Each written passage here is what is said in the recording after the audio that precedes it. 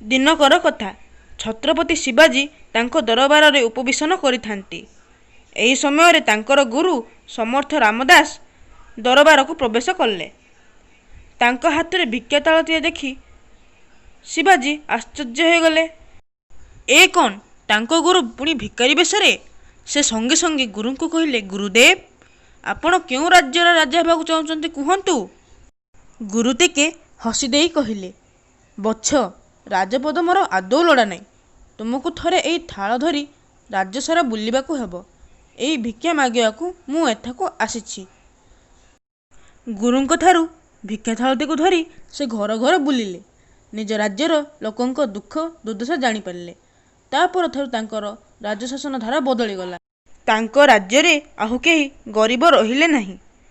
ଏହି ଗଳ୍ପରୁ ଆମେ ଶିଖିଲୁ ଯେ ଯଦି ଆମେ ସଦାସର୍ବଦା ଗୁରୁଙ୍କ ଆଦେଶ ମାନି ଚଳିବା, ଆମ ଜୀବନ ସୁଖପ୍ରଦ ହୋଇପାରିବ।